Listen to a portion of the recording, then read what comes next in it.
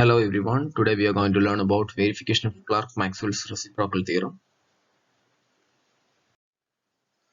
The aim of this experiment is to verify Clark-Maxwell's reciprocal theorem on a given specimen and to determine the Young's modulus of the material. So we have to find out, or you have to do two things in this experiment. One is to verify the theorem, and second one is to find out the Young's modulus of the material that we are using here.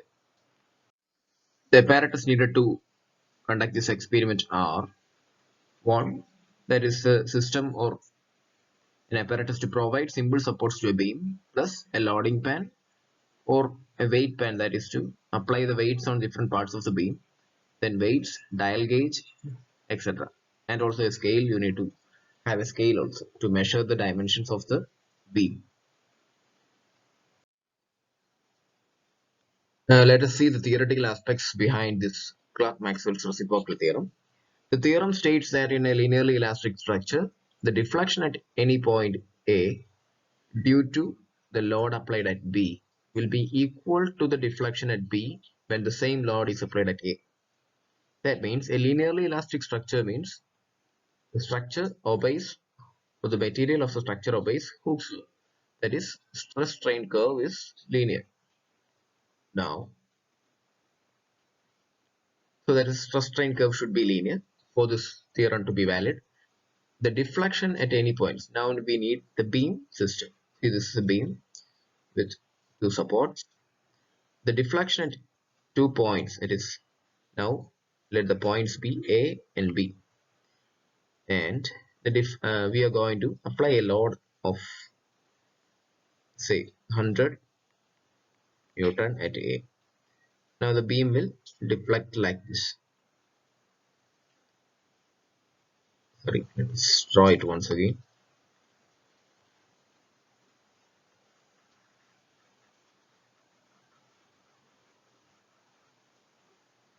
Okay.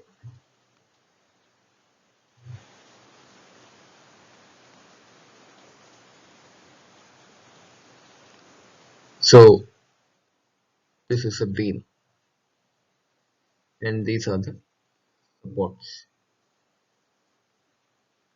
Now let the points be A and B. We can place the points anywhere on the beam. So this be A and B. And we are going to apply a load of 100 Newton at A. And the beam will deflect like this.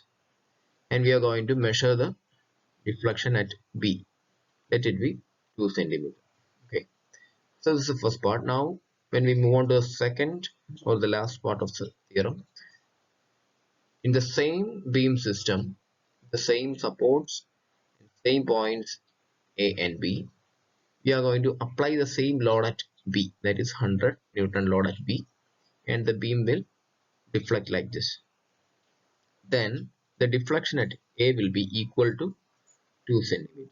So that's what the theorem says. When we apply a load at A and we measure the deflection at B, the same deflection will be obtained at A when the same load is applied at B. So that is Clark-Maxwell's reciprocal theorem.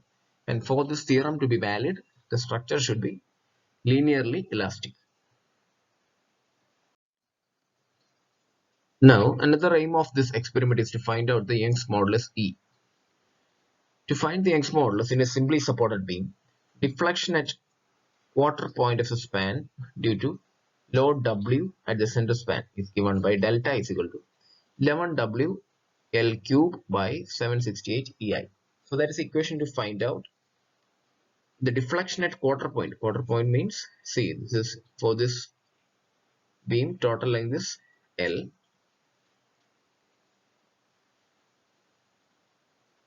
and this is B is center point, A is quarter point.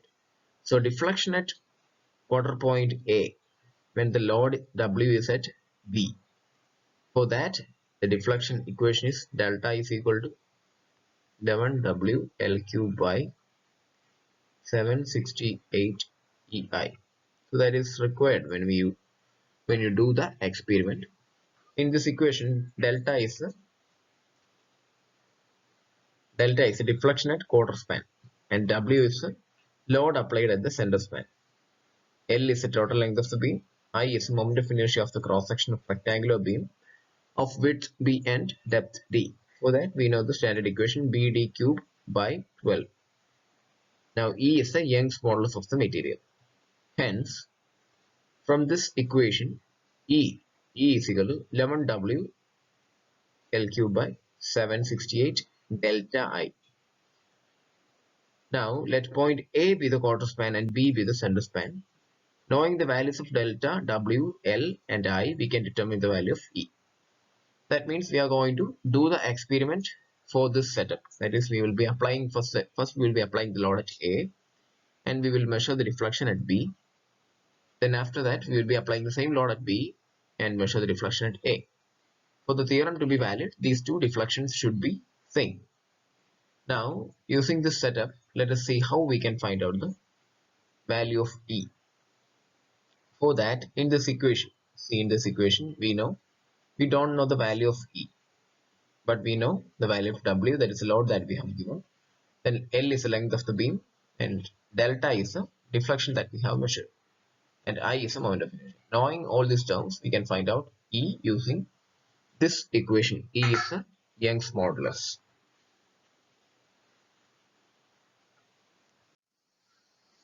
Now, in order to verify the Maxwell's theorem, first we have to apply the load at center span B and note the deflections at quarter span A. That means we will be applying incremental loads at B. First we will be applying some, for example, first we will be applying some 0.25 kilogram, then 0.5 kilogram, then 0.75 kilogram. Likewise, for each of this load addition, we will be measuring the deflections at B. That means you will be getting certain values of deflection at B. Similarly, after that, you will be applying the load at B and measuring the deflections at A. So these are the observations that we have to take during this experiment. At B, you will be applying 0.25 kilogram, then 0.5 kilogram, 0.75 kilogram, etc. and take the measurements for deflection at A. Measurements of deflection can be taken using a scale, or you can use a dial gauge. You will see that during the experiment. Anyway, these loadings can be any values. Okay, you don't have to provide or use the same pattern. 0.25 kilogram, 0.5, 0.75. That is just an example to explain it. So that is applying load at center span B and not the deflections at A. Now they apply the same loads at quarter span A and not the deflections at center span B. If both these deflections are the same, Maxwell's reciprocal theorem is verified. Now let us see the actual procedure of this test. First, measure the span length L, breadth B and depth D of the beam. It is measure the span length L. Span length is the distance between the supports. It is, we are putting two supports and a beam. So this is, and also the breadth and depth of the beam. That is, this beam will be having a cross section like this. So you have to find out B and D. You can measure it using a vernier caliper. Now to place the specimens on the supports and with two ends equally projected out. That is, if these are the supports, I have to place the beam such that the ends are projecting out equally. That is, this length and this length should be equal. Then after that, measure this length L. Then find out the quarter span, that is L by 4, and mark it as A and mid span as B. Then place the dial gauge. Dial gauge is used to measure the deflection. Place the dial gauge at the quarter span such that it just touches the specimen and set the needle to 0. I think you have used a dial gauge. I hope that you have used a dial gauge in your previous semesters or in school, I think. So a dial gauge will be having a needle, a dial to read the deflections, and a stand. And this needle will be touching here. So you will be placing the dial gauge here. And you can measure the deflections once. See, when this beam goes down, this needle goes down and readings are obtained on this dial. So it will be having a least count of 0.01 mm or 0.02 mm based on the there are different types of dial gauge. So anyway, we will be placing the dial gauge at A and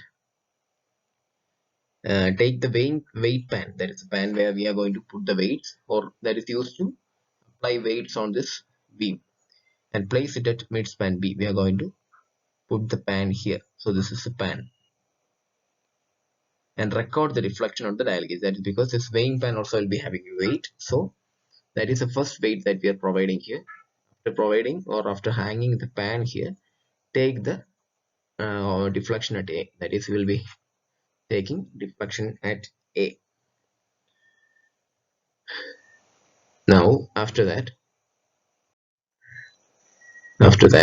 place the weights one by one at B. That is, we said this is the apparatus,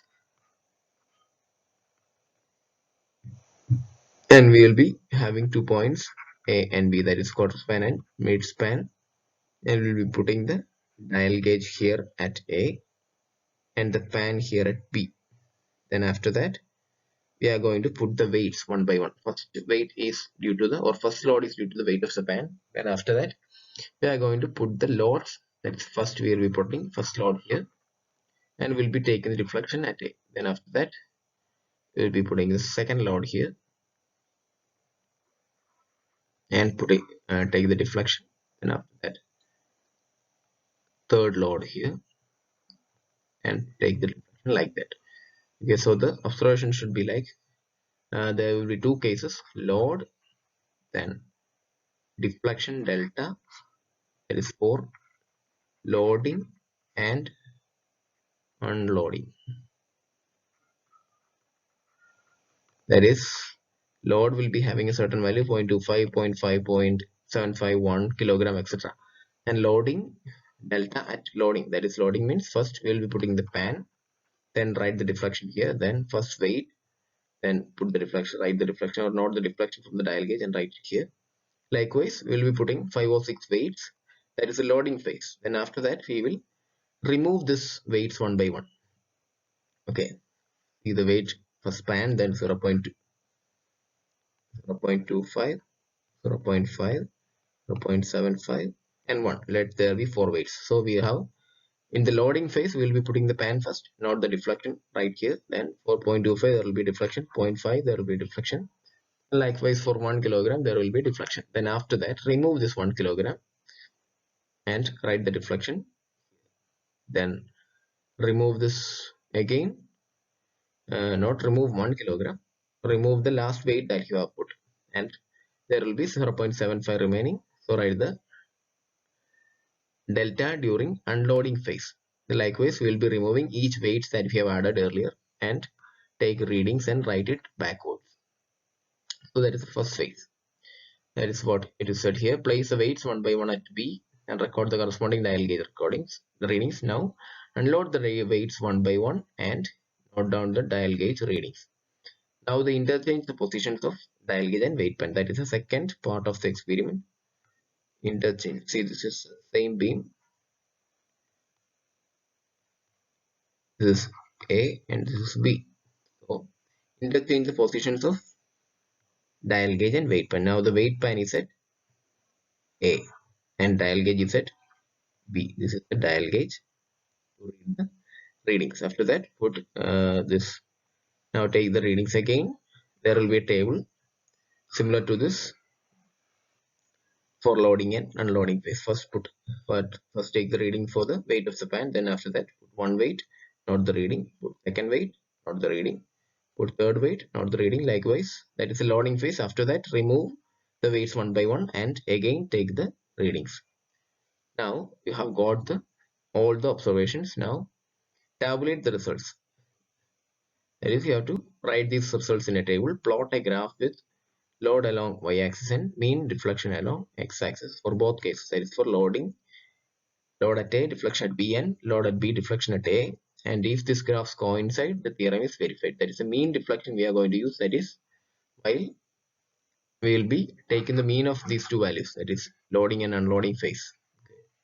and draw a graph between the mean deflection, that is deflection, load on y-axis and deflection on x-axis. You will be getting a curve for both cases, that is for deflection at B when load is at A and deflection at A when load is at B, and you have to get the points such that this graph coincides, or both. See, we have two sets of data. For the two sets of data you will be getting, so based on the data that you have obtained, you will be getting a graph like this with different points for load at A, deflection at B, and load at A, deflection at B, and then load at B, deflection at A. You'll be getting a set of points, and you have to draw a graph, and the graph should coincide for these two cases. Now, observation.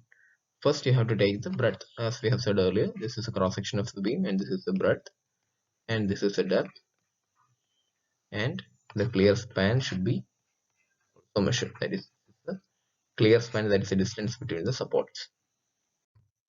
And this is a tabular column, as we have explained earlier. Material that can be mild steel, then mild steel load, as we first span, then incremental loading values should be provided. It is 0.25, 0.5. That means we will be increasing the load as 0.25 kilogram or 100 grams even. So first case is a deflection at A when load is at midspan B. And for loading case, first put the pan here. So that is pan. Then for the pan, you have to write the deflection here. And for the first weight, deflection values, second weight likewise, all the deflection values while loading. Then after that, we'll be removing one weight and writing the we'll be writing the same deflection here. Then after that, remove one weight, write the deflection here. Likewise, we'll be going backwards. That is for deflection at A when load is at midspan. Then we have to find out the mean of the values. Okay, this is the mean of loading and unloading deflections. Then next, second part, deflection at B when load is at quarter span A, and we'll be getting similar readings and find out the mean values. Now find out the mean deflection, that is this m1 plus m2 by 2, and find out the Young's modulus by the equation that we have seen earlier. This 11W L cube by 768 delta into I. 11W L cube by 768 delta into I. That is using the deflection value as this. This is a deflection. You can substitute this delta here. Then you can find out I as BD cube by 12. Then W for each weight. See, we have these weights. This is a W value. So you can find out the values for each row here. Okay. Now I have to show a sample calculation, that is by direct substitution. First case, by direct substitution, you have to simply write a set number 1, 2, or 3. That is set which set of data you are going to calculate. Then for that there will be a value for W. Then that is multiplied by G. You can convert it the kilogram into Newton. Then length of the beam you have measured. Then mean deflection due to W, that is also having a value. Then moment of inertia of the cross section of rectangular beam BD cube by 12 is equal to, calculate that value also. Then substituting these values in this equation, you can get E for one set. So you will be getting, as we have said, there will be for each load you will get a value of E. That is the final E you can find out by taking the mean of all these values. And also from graph, as we have said, see, this is W and delta. You will be getting a curve like this or a graph like this. The slope of this graph, that is W, so slope is equal to W by delta. So substituting in E is equal to, as from the above equation, 11W L cube by 768 delta into I. In that we have a term W by delta, so that is 11 L cube by 768 I into W by delta. So this is the slope. You can put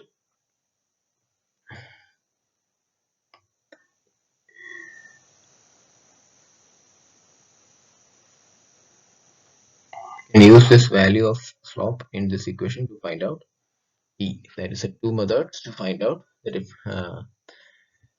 find out the Young's modulus, that is one from graph and other from the equation from the set of data that you have obtained. Also, so we have done two things. We have verified the Maxwell's theorem and also found out the Young's modulus using this experiment. Then the results should be shown like this. First, the Maxwell's law is verified as the deflections obtained for first case and second case we are saying. Then Young's modulus of the material of the beam from graphs and from calculations by direct substitution. So after that you have to refer the IS codes for the same and write inference based on the value of Young's modulus that you have obtained for the corresponding or the for which material that you have used. That is, we will be usually using mild steel beam. So for that there will be standard values of Young's modulus. So compare the value you have obtained with this value and write an inference. So that's all the experiment. Thank you.